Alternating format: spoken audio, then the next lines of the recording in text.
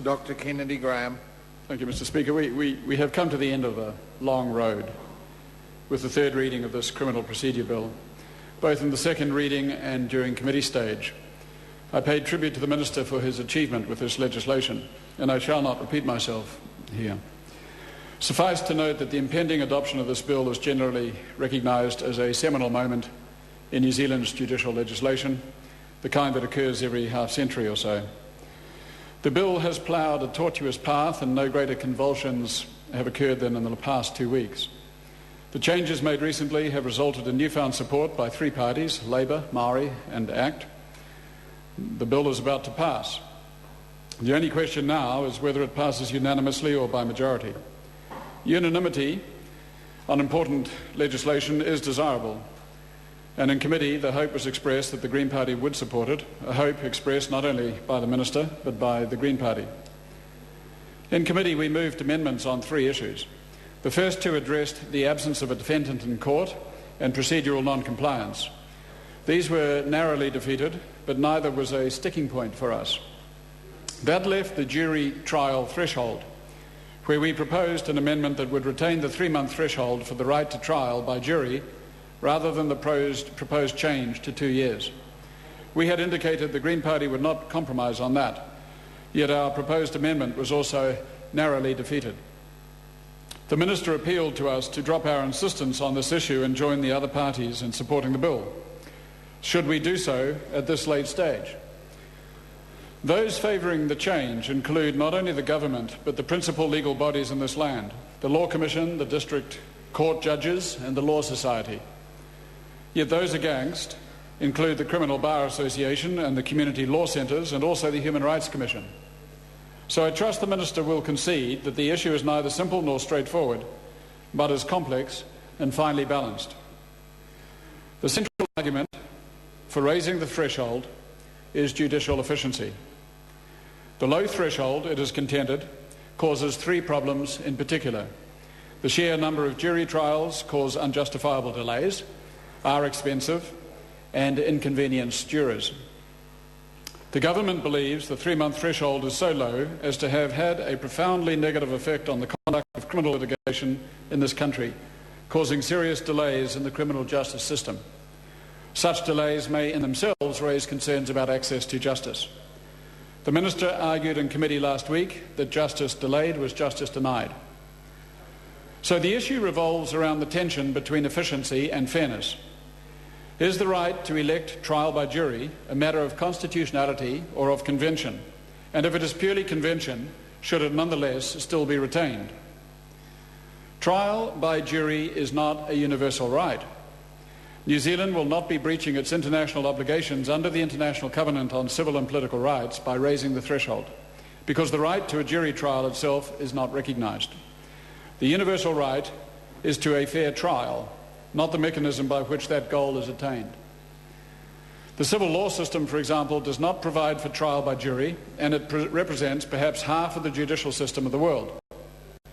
The British Human Rights Act has no express provision for the right to a jury trial because the European Convention on Human Rights makes no mention of jury trials. And in the common law system of which New Zealand is a part, the precise threshold varies from 3 months in New Zealand to 5 years in Canada. So the issue is not one of non-derogable human right or of constitutionality in New Zealand, but rather one of national judgment. In a ruling just last year, a New Zealand judge observed that there seems nothing to be particularly sacrosanct about 3 months. So why should we not raise the threshold? It is a question of whom we have in mind when we make the decision, the stronger elements in society or the weaker. It is where law and morality intersect. Justice delayed may, as the Minister points out, be justice denied. But justice unduly sped up may, as the committee chairman points out, be no justice at all. It was the moral philosopher John Rawls who, in his seminal work, A Theory of Justice, argued that social arrangements are to be evaluated from the standpoint of the worst off in a society. In the case of criminal justice, that is the defendant, along with the victim, and a balance must be struck between those two.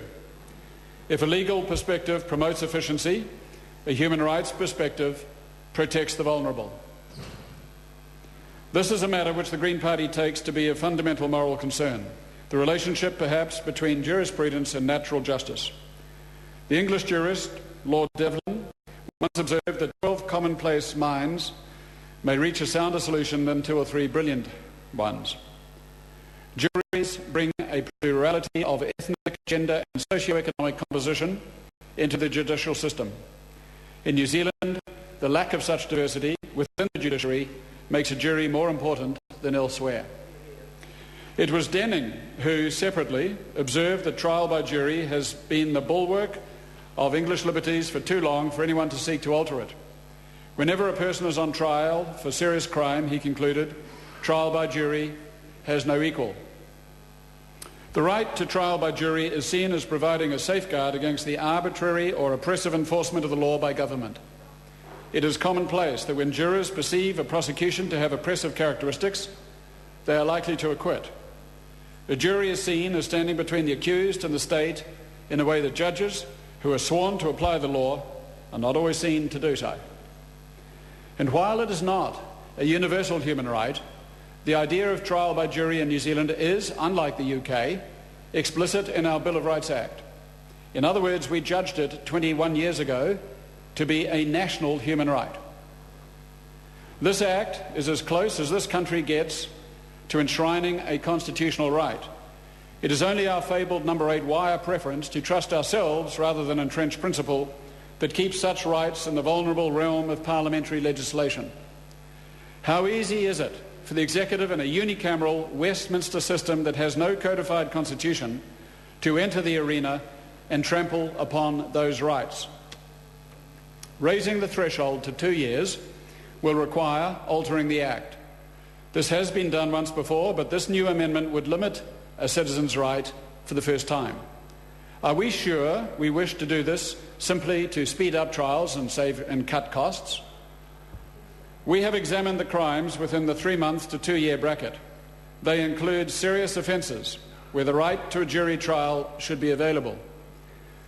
Charges within that bracket can include those with some political coloration. We need only cite Waihopai and Urewera on the one hand and foreshore and seabed on the other to see the extent to which politics can invade the judicial terrain. And judges, by their nature, temperament and training, are less likely to empathise or even comprehend the political moral basis of civil protest than the plain folk that compose a jury. The bracket can also include defendants on a second or third charge for whom a jury trial may prove more critical in terms of natural justice than a summary proceeding. So, if, as the government argues, the matter of raising the jury trial threshold is not one of universal human right, but rather national political judgment, the Green Party contends that such judgment should favour natural justice rather than state efficiency. It should sanction the rights of the defence rather than strengthen the prosecution. It should respect the conscience call to civil disobedience rather than promote the power of the state. It should protect the weak rather than empower the powerful. Mr. Speaker, this bill that is about to be adopted will amend the Bill of Rights Act and diminish the current right of a New Zealander to elect trial by jury. For that reason, and that reason alone, the Green Party will vote against it.